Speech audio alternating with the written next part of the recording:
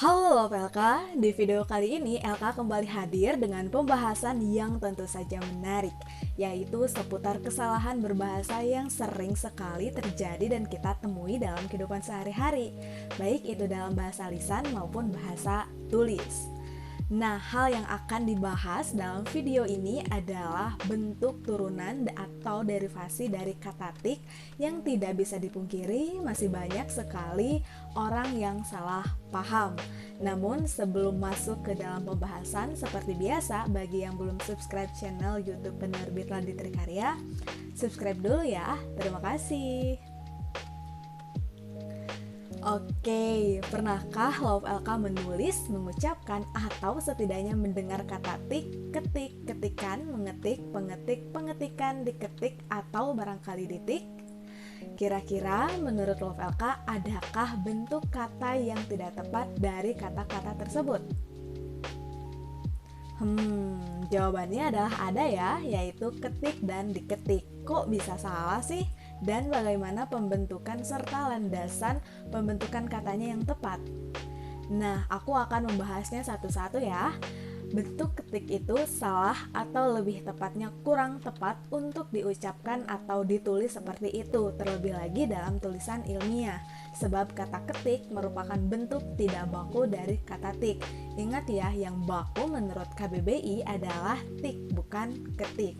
Namun di masyarakat kita mereka lebih mengenal atau dalam hal ini lebih banyak sekali menggunakan kata ketik dibandingkan bentuk bakunya dalam komunikasi sehari-hari.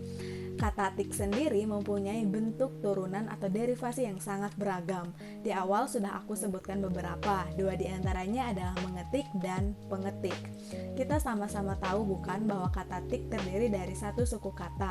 Menurut aturan dalam proses afiksasi, ketika kata yang bersuku kata tunggal mengalami penambahan afiks men atau pen, maka bentuk variasi afiksnya adalah menge dan penge. Mengapa demikian? Karena di dalamnya terjadi perubahan fonem en menjadi eng. Selain terjadi proses perubahan, juga terdapat proses penambahan fonem e. Hal ini berlaku untuk semua bentuk kata yang terdiri dari satu suku kata ya LK.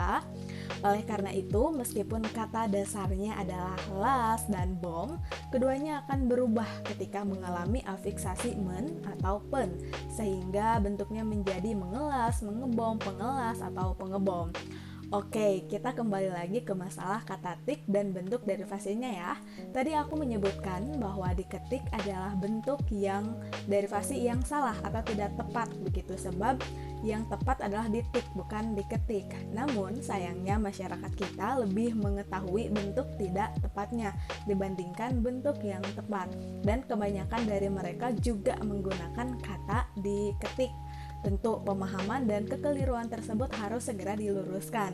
Sebenarnya kok bisa ya hal yang seperti itu terjadi, apalagi bahasa sebagai media komunikasi itu sangat penting sekali dan perlu diperhatikan penggunaannya yang tepat. Nah, sehubungan dengan itu, Krida Laksana menyebutkan bahwa munculnya fenomena kata diketik merupakan sebuah derivasi balik, yaitu pembentukan kata karena pengguna bahasanya tidak memahami unsur-unsurnya. Nah, dengan kata lain, derivasi balik ini bisa saja terjadi di masyarakat karena masyarakat tidak mengetahui bentuk dasar dari sebuah kata. Besar kemungkinan hadirnya fenomena kata diketik lantaran adanya asumsi yang berkembang dan dipahami oleh masyarakat bahwa kata mengetik merupakan bentuk turunan yang terbentuk dari afiks men tambah ketik yang kemudian memicu peluluhan fonem k. Hal ini terjadi pada saat kita selaku masyarakat menganggap bahwa ketik sebagai kata dasarnya, padahal bukan. Ingat ya, bentuk dasar dari kata mengetik adalah tik. Tadi di awal sudah aku singgung kalau ketik merupakan bentuk tidak baku dari tik. Nah, oleh karena itu bentuk derivasi yang tepat dari kata tik adalah ditik bukan diketik. Di dalamnya terjadi proses penambahan afiks ke dalam kata tik sebagai kata dasarnya. Lebih lanjut lagi, aku akan coba memberikan perbandingan.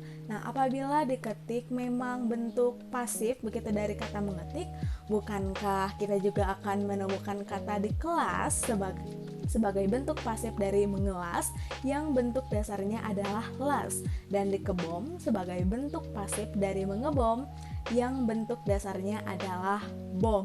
Alih-alih dilas dan dibom, bukan? Nyatanya tidak demikian kan? Nah, Love LK, itu dia sedikit penjelasan mengenai konsep sederhana dari afiks, kata tik, dan bentuk derivasinya. Ingat ya, bentuk dasar dari mengetik adalah tik, dan bentuk pasifnya adalah ditik, bukan diketik. Jangan sampai keliru-keliru lagi. Oke, sepakat. Nah, Love LK, barangkali video ini sampai di sini saja. Apabila ada pertanyaan atau ada hal yang masih ingin diketahui lebih jauh lagi, boleh ditanyakan di dalam kolom komentar. Dan apabila ada rekomendasi kesalahan berbahasa atau fenomena kebahasan atau hal kebahasaan lain yang mau LK bahas, silahkan saja tinggalkan di dalam kolom komentar. Jangan lupa juga untuk membagikan video ini seluas-luasnya agar cakupan kebermanfaatannya juga bisa lebih luas ya.